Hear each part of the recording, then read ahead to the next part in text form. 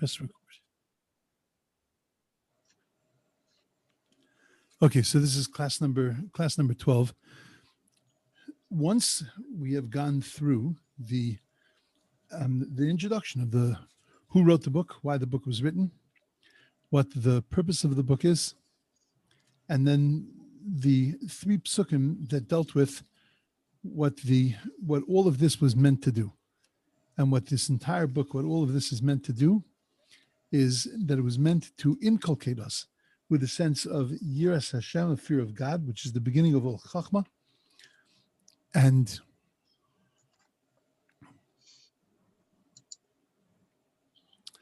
which was the beginning of all chachma, and then to remember that the purpose of all this is to link us back to our past, to our essential Jewish values.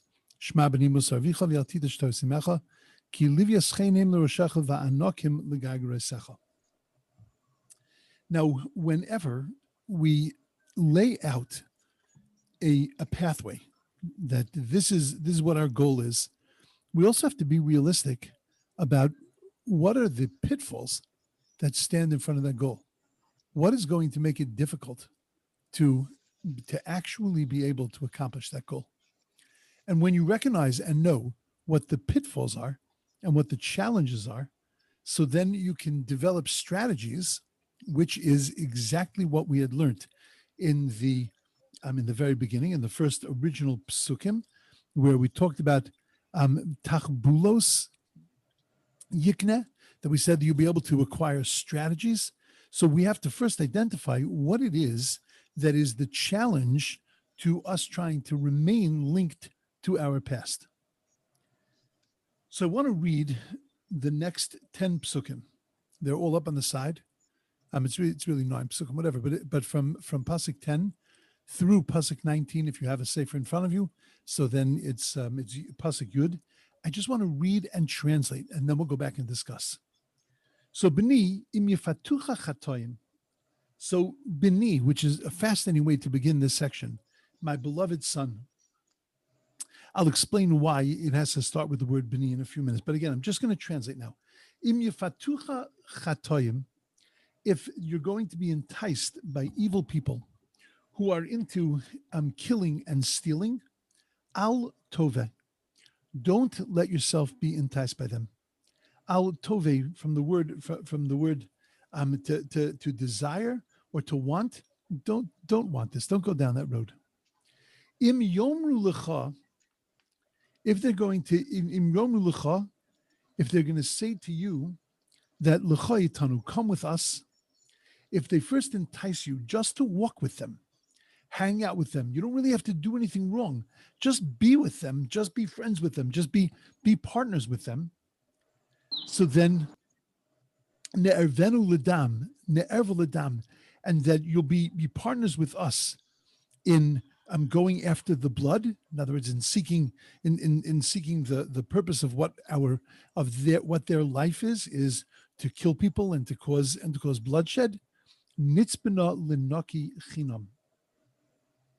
So understand that we're waiting for a very vulnerable person who chinam, who is we're really going to be able to take for nothing, meaning that his weakness is going to cause it that he's going to be very vulnerable. We're going to be able to get him, and there is going to be no retribution. So they're enticing you. The things on the outside are enticing you by telling you that it's going to be easy prey. It's somebody who is, it's like he's a worthless person, and therefore he's never going to come after you, and nobody's going to care about him. Nobody's going to come after you. This is going to be, this is an easy prey. Pasuk Yud Beis, nivlaim kishaol chayim, like the grave, we're going to swallow them alive. We're going to obliterate them completely. There's going to be nobody left to try to get retribution.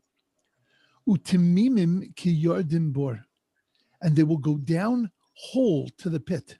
They're going to go down. They're never going to come back up. They're going to be buried and gone, and no one is going to come after you. Kol hain all of their wealth, yakar nimtza. We're going to find all of his wealth, and we're going to fill batenu nimale batenu shalal. We're going to fill our houses with all the booty. In other words, this is going to be very profitable and very beneficial. Gorolcha tapil b'seichenu, and we're going to include you with us. We're going to count you in as one of us. You're going to get the spoils of this. You're going to benefit greatly from this.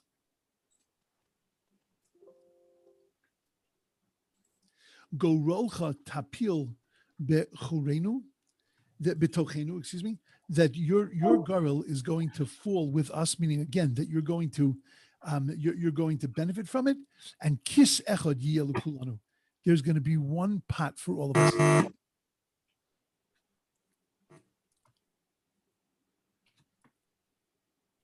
There's going to be one pot for all of us.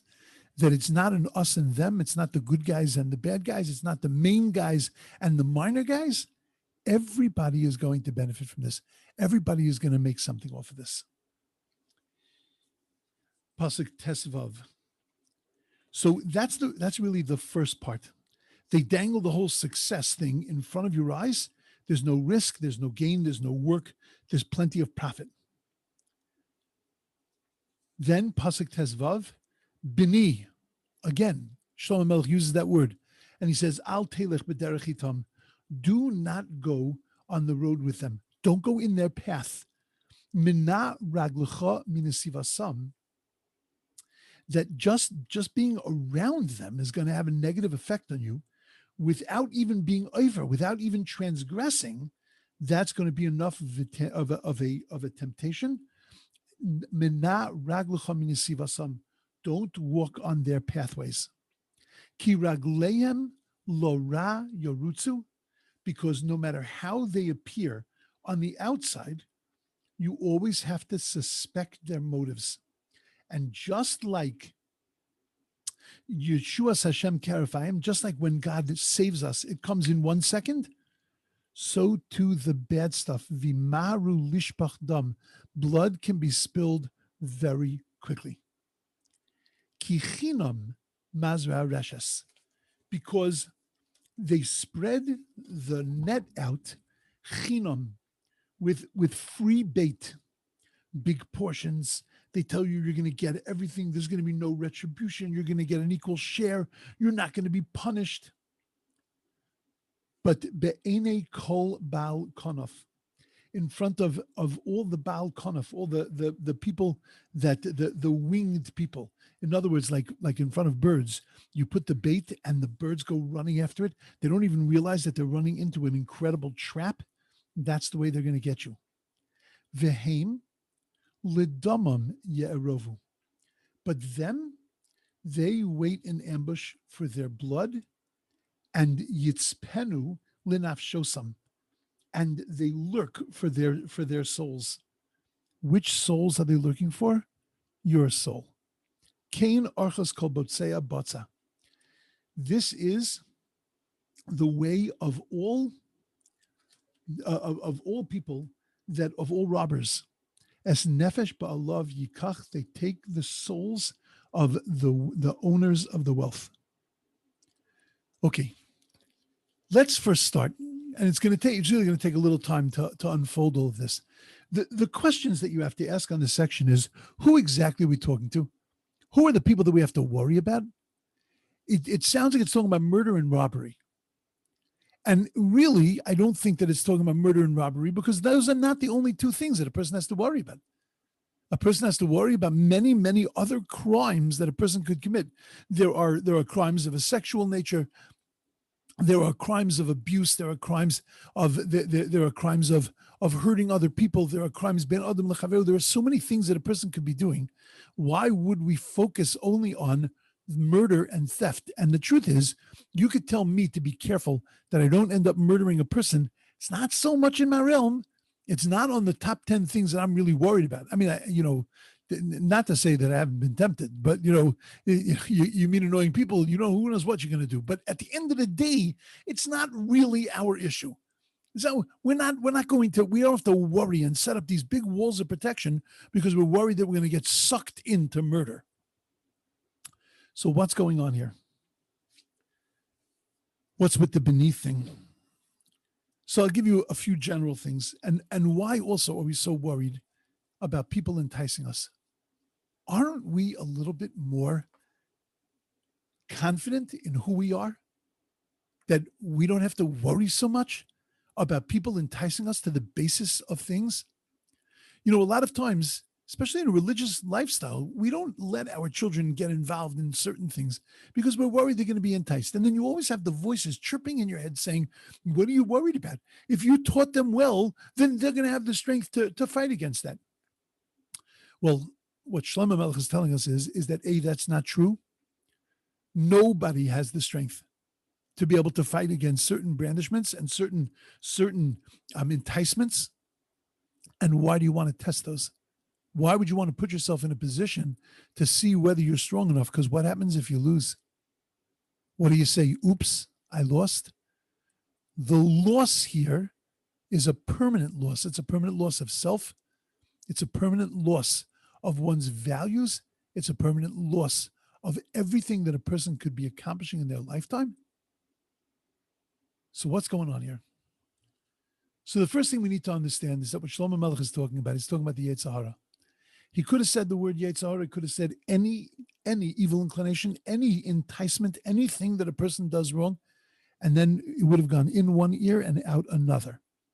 Because when we hear the word Yetzer Hara, we think of some nasty looking guy in a red spandex suit with a nasty mustache and a pitchfork, and that's the Yetzer Hara. We ain't got to worry about that. That's cartoon stuff. I don't got to worry about it. But when we talk about murder, everybody recognizes how bad murder is. Everybody understands that that's not a good thing.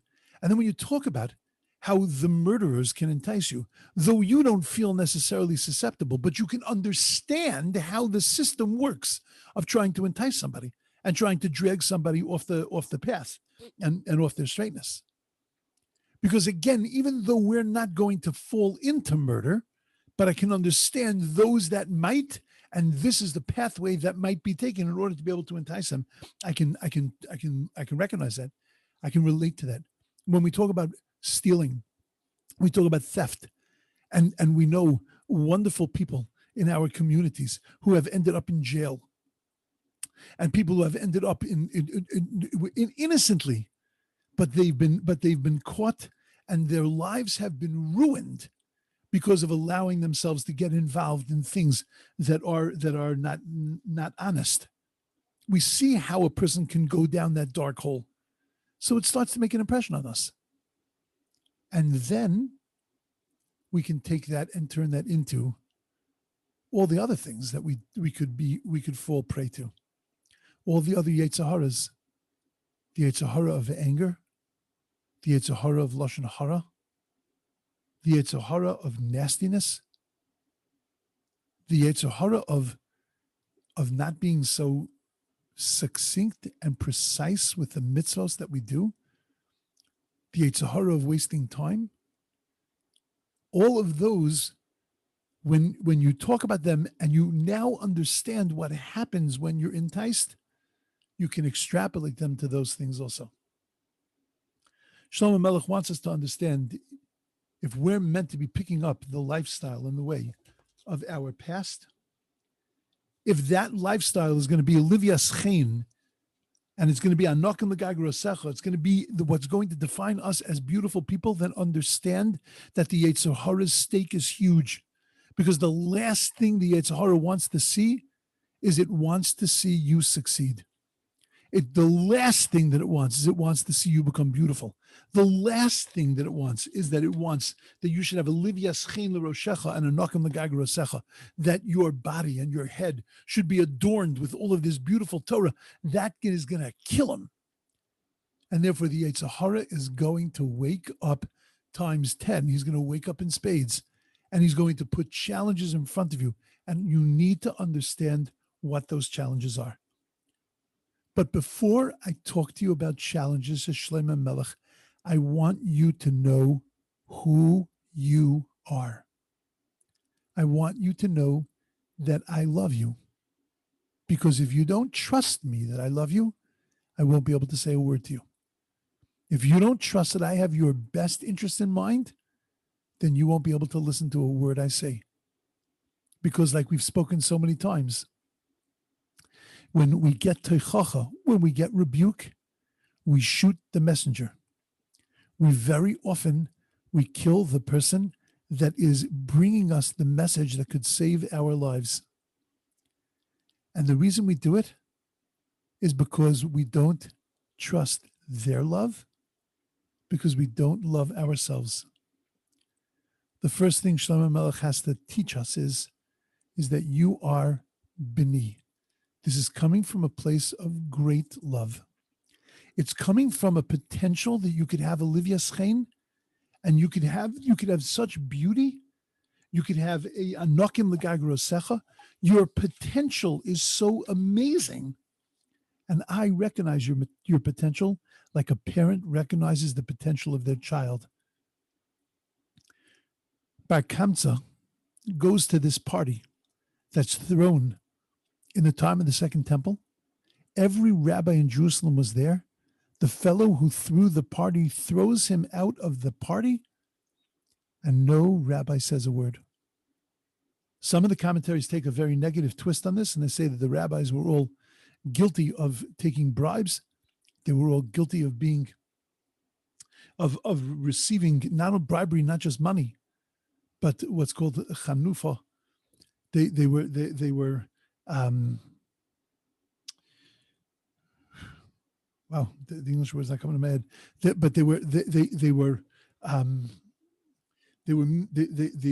people, praised them so much, and they had taken all of that was a bribe to them, that they didn't want to step on the people. They didn't want to get people upset. They didn't want to. They were worried about how people would think about them. They flattery. There we go. They had been flattered by all the people, and therefore they felt that how could they go against that? How could they go against them? How could they say anything against this fellow who threw Bar Kamsa out of the party? But I'm not comfortable with that explanation, because I can't believe that there wasn't one rabbi that was above that. But one of our commentaries say the reason that the rabbi said nothing to this fellow who threw the party is because this fellow who threw the party could not imagine that anybody could care about him enough that they would want to say something to him, and because he didn't care about himself. I'm not going to go into proving that now, but we say that he didn't love himself. He couldn't imagine that the rabbis would be coming from a place that they loved him, and that's why they were telling him that he was doing something wrong. And he never would have been able to accept their rebuke. Shlomo Melech is giving us here, he's opening our eyes. He's telling us, this is your whole life, what I'm going to put out in front of you now. Bini, let's start right there. You're my child. You're my beloved child. You have such incredible potential. I love you so much. Now, let me talk to you. Im yifatucha chatoim al tovei. So the first piece of advice that Shlomo Melech gives us is that when people will entice you, it's not just if they're going to entice you, because there's always going to be enticements there. It's when they're going to entice you. So then al tovei, don't consent, don't give in to that. But we have to ask a question before we go any further. Why would anybody want to entice another person to do something wrong? Now, I'm going to say something a little controversial. And it's controversial only because you're going to think that it's because I watch movies. I read articles, and I get a lot of my information from the articles that I read. There's a movie on Netflix now, My Unorthodox Life. Please don't shake your head if you've seen it, because it is horrifically disgusting. I did see a clip that was sent out by some organization that was devastating. This is a lady who was she was a teacher in a very frum girls' high school, actually very wonderful girls' high school. I won't say where. She had tremendous hashpa'ah. She had tremendous influence over her students. And now she's living a lifestyle that is so opposite the lifestyle of the Torah, which is itself its own sadness. But that she's talking so negatively about Torah Judaism and about Torah lifestyle in public, that's even worse. But it's not the end. But that to her 14-year-old son, who is frum still, don't know how, she was crying when he told her that he wanted to remain frum. And it was eating her, it was killing her. And it was a 2-minute diatribe of how his mind has been twisted and how he's living such a lie and it's such a stupidity and it's such a bad thing. And it wasn't even what killed me, wasn't even the fact that she was saying all of these things in public. But to her 14-year-old kid, she wanted to pull him off the derech. She wanted to yifatucha chatoyim. She wanted to take him away from everything that she, at one point in her life, she had told him was the emes, was the truth. And she now wanted to pull him away from that. What possesses a person to have that kind of chutzpah to try to convince other people not to do mitzvahs? That you're a chote, that you don't do it yourself, that's one thing. But that you're a machdias harabim, but that you cause other people to do that, that's a whole nother thing. You know, I don't need to go to television to talk about this. You know, it happens in our own lives. Everybody knows somebody who is very, very uncomfortable with the fact that their friend keeps mitzvos or their family member keeps mitzvos. And at some point in their career, turned to their religious family member or religious friend and said, are you going to get struck down by lightning if you do that? Is it really going to be so terrible? One time, so you'll come a little late to Shabbos, or one time you'll drive into, like, what's the big deal? We all know that there are people like that. What motivates a person like that?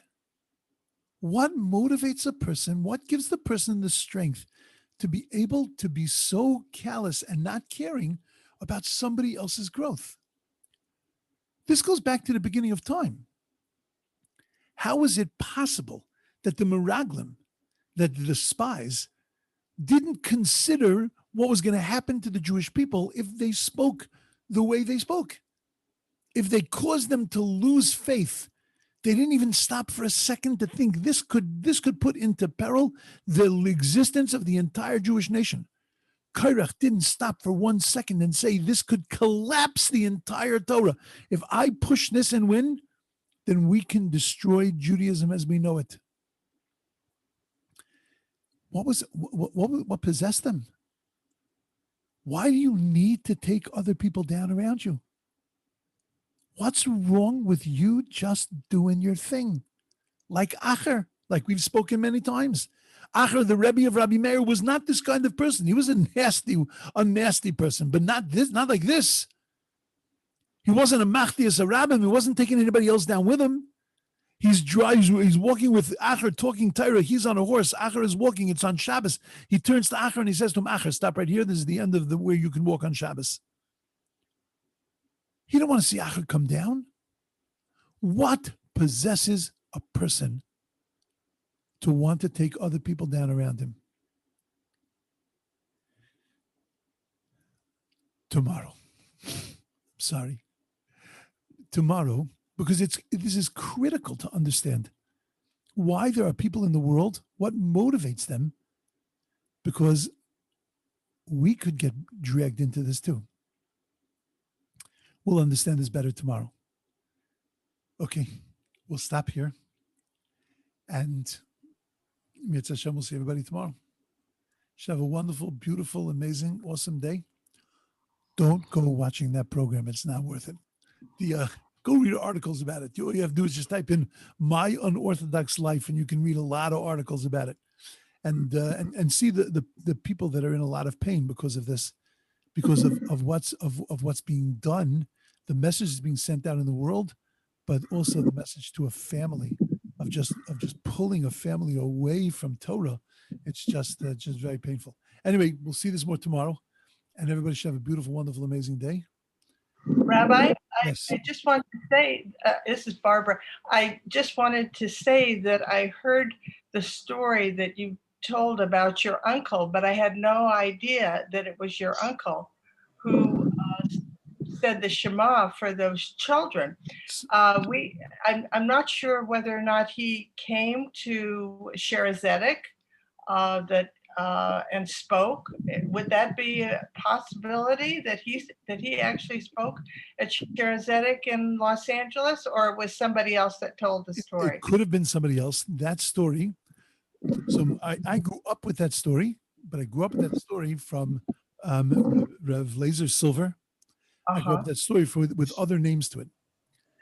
About 5 years ago, there was an article done in Inyon magazine, which is Hamudia's magazine. Hamudia is a religious newspaper, and they have a magazine every week. And there was an article done about my uncle, and it attributed that story to him. That there was. This is what. But he wasn't the only one that did that. There were many rabbanim. That's the way they were. That's the way they were finding kids, that they were going through the orphanages. But the article Dafka attributed this story to him. It's such a beautiful story. I can remember walking out of shul and being so moved by it, and then to know that it was your uncle. My uncle was very involved in that. It's so incredible. Thank you for telling the story. Thank you. Okay, amazing. Thank you. Okay, have a beautiful, wonderful day, everyone. Great day, guys. Bye.